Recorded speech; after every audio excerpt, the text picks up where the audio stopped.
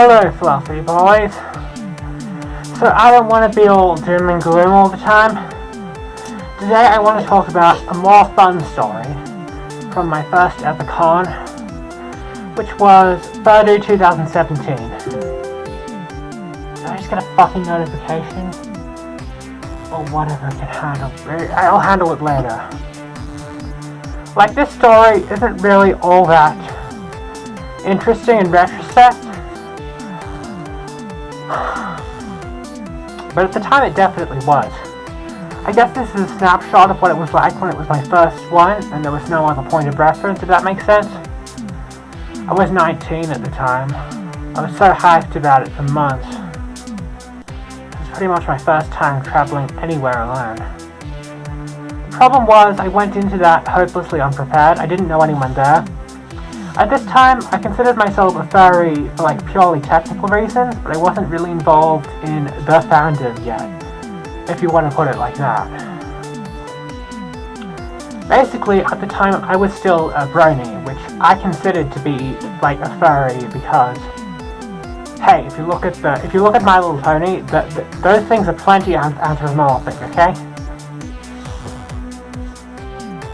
But the ethos is kind of different. Anyway, I had no idea what I was supposed to be doing there. It was Friday. It was just so surreal they had actually made it all the way here, so I kind of went with it, I guess. I went to all the events and panels and shit. Especially on Friday. I made friends right away. Within a couple hours of showing up there, I met people who I'm still friends with now. It's great. What I was most excited for though was the dances. I definitely didn't want to miss that. I've always loved EDM. When I was a teenager, I kind of always wanted to go to a rave, which I guess I never really did. I live way out here, and I'm not into the whole drugs aspect, but I still really fucking love EDM.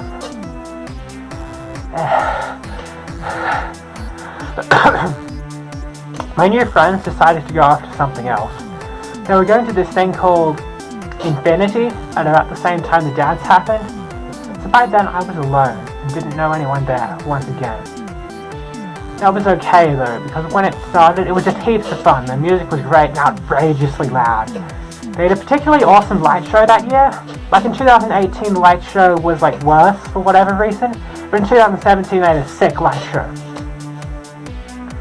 So I'm dancing, I'm there for quite a while. Eventually, I decide to take a break, head out, go get some water, and then go right back into the fray. Eventually, my friends reappear, back from Infinity, I guess, but then they go off and do something else again right away. I'm not exactly sure what, I don't remember, but they don't stick around for very long in any case. They're out of there, and I don't see them for a while. Basically, more of the same happens. I dance a lot, I go out for more water occasionally. After some time happens, they swap out the DJ and someone else takes over. At Furdu, it goes pretty much all night until 4 AM. And then they have several people performing. And it goes on. However, by the fourth time I need to take a break, I'm pretty much wiped out, totally exhausted. My feet hurt, my ears are ringing. It's probably time to do something else instead. By this point, I have no idea where my friends are. I haven't seen them in hours. And I have no idea what time it is either. I brought a watch with me. It's a cute Kylo Ren watch. I still have it. But it has a weird problem where it just randomly resets itself factory default settings. I don't know what causes it. So it was useless. I flopped down on an unoccupied piece of furniture and asked the guy next to me what time it was. It turns out it was 11:52. I was in there for over 3 hours. This guy's name was, I think, Aussie Foxy, something like that. I think that's what his name was. He showed me some pictures of, a suit he had just bought. I think. Yeah. Right now, I'm not in a state to do anything much other than sit around chatting to people, so I do that for a few minutes. I should probably go back to my room, I guess. But I'm not staying at the main hotel, so what I have to do is, stumble down 2 flights of stairs, then cross a road, then walk down the street alone at midnight while completely exhausted. This isn't where I live, but if you go out in the middle of the night, everything's just dead. This is like surface paradise, man. Here there are like freaks and monsters walking the streets like all the time. So I didn't really like the idea of walking like outside at night, alone. I walk around the con space for a little while. There's still quite a lot of people there, surprisingly, more than what I was expecting. Soon though, I run into some guy who asks me if I'm okay. I say that yeah, I'm fine, but I can't hear very well. I'm really, really tired. Like my ears are ringing from all the loud music. Seeing that I'm a bit out of it,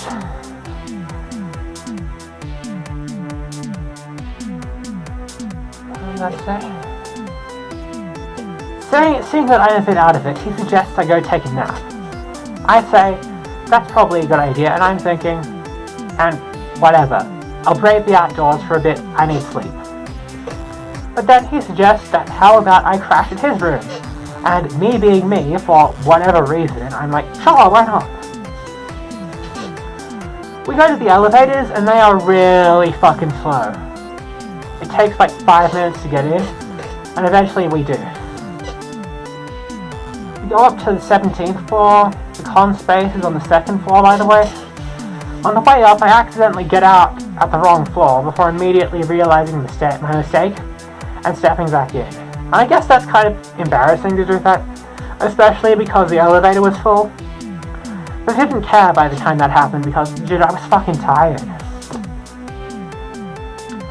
Anyway, we get to the room and he makes me take a shower, which I kind of needed at that point.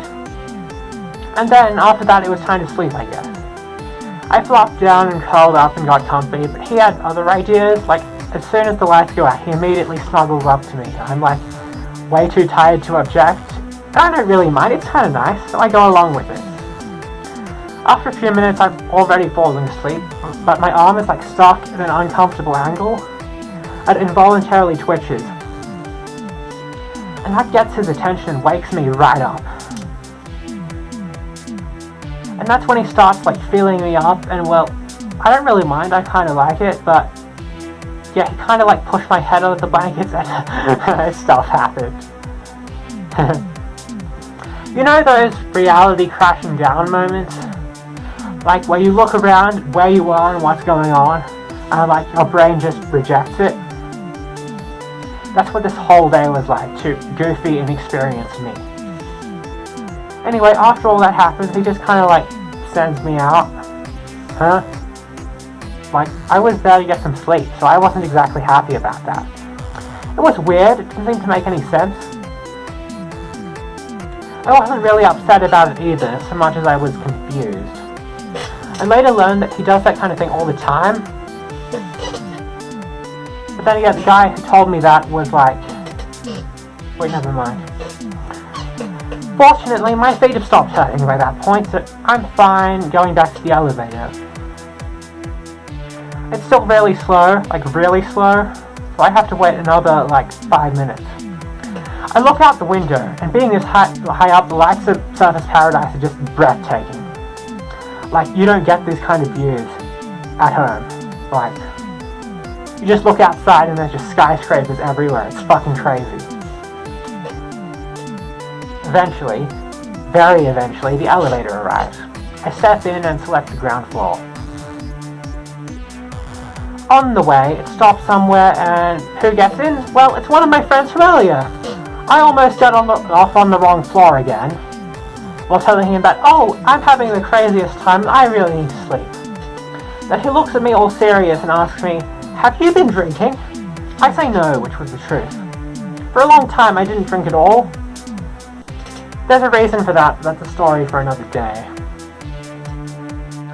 But yeah, I get to the ground floor, then I manage to get all the way back to my room at the other hotel, where I just have enough energy to brush my teeth.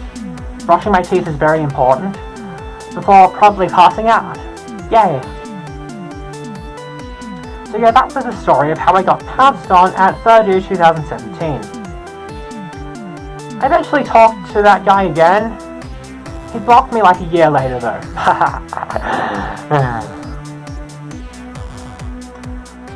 Why did I choose to tell this story?